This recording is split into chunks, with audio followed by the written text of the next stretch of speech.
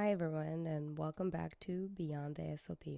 I'm Anastasia and today we're stepping into the world behind disasters, the one most people never see, the one that happens quietly, the one that shapes who we are long before anything ever makes the news.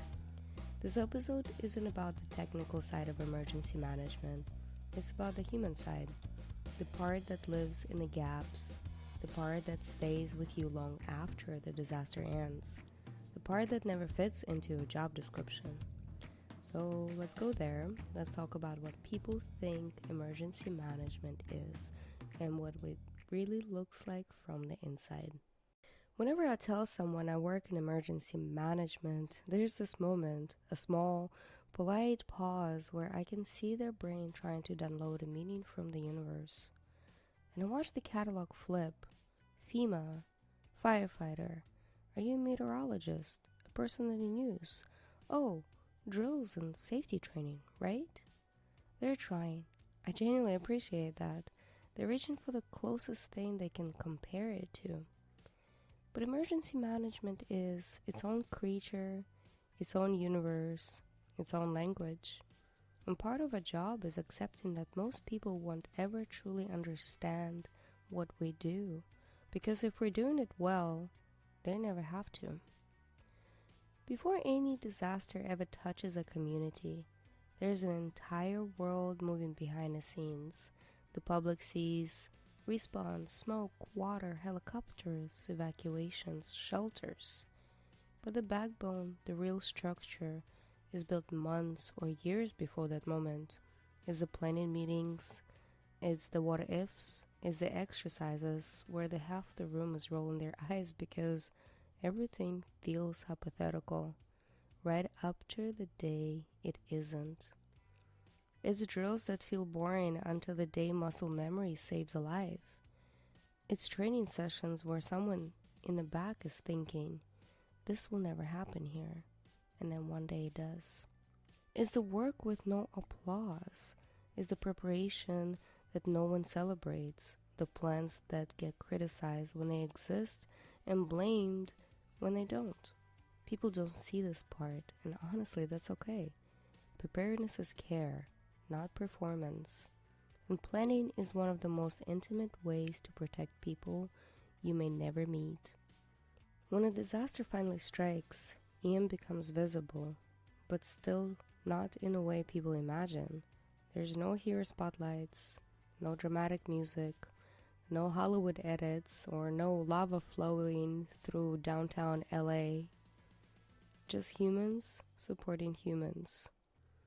Response look like talking someone through panic, helping family understand what just happened, trying to get resources where they need to go before things get worse, answering 10 radios while your coffee gets cold, standing in shelter at 2 a.m., drinking something that tastes like turpentine mixed with courage.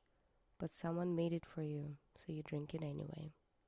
Response isn't glamorous, it's steady, it's patient, it's showing up over and over again when you're exhausted yourself.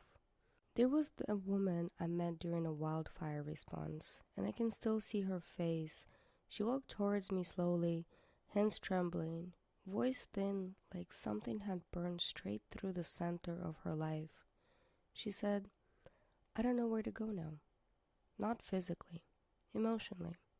Her entire world had turned into smoke and uncertainty in a single afternoon, and she looked at me, a stranger, as if I was the one steady thing left in the room. So I sat with her, no clipboard, no procedures, just presence. That moment didn't make a news clip. It didn't show up in a report. There's no SOP section for a woman whose life has collapsed ask for emotional direction. But that moment, that was emergency management. Not the acronyms, not the frameworks, not the plans, the humanity, the connection, the quiet truth that when a life breaks open, sometimes your job isn't to fix it. It's to sit in a space where the world cracked and become someone can borrow. And then there's the other side of EM, the part that requires quick thinking, coordination across agencies that don't normally work together. During the heavy rains in California, we received a call about a man who had climbed into his roof to patch a leak. Because his wife told him to, he said. He slipped, gravity did what gravity does, and he was badly injured. But here's the problem. There was no road access, mudslides everywhere, emergency vehicles couldn't get in. In that moment, EM isn't just a position, it's a verb.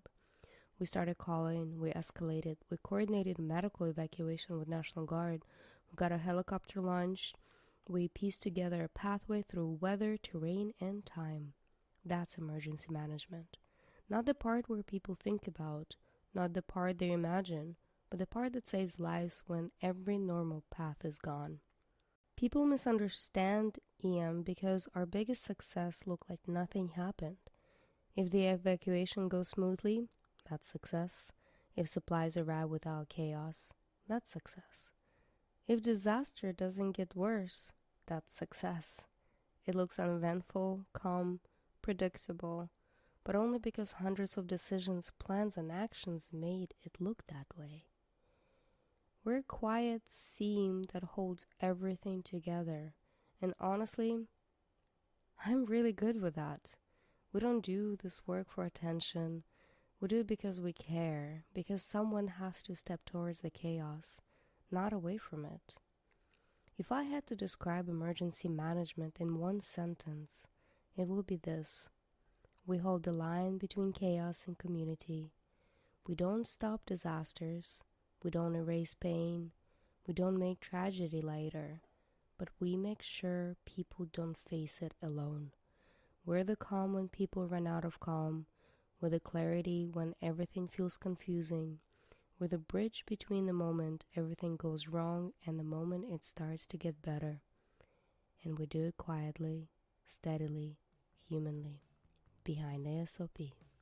So yes, people misunderstand what emergency managers do.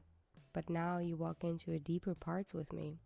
You've seen the humanity, the planning, the problem solving, the weight, and the small gestures that hold everything together.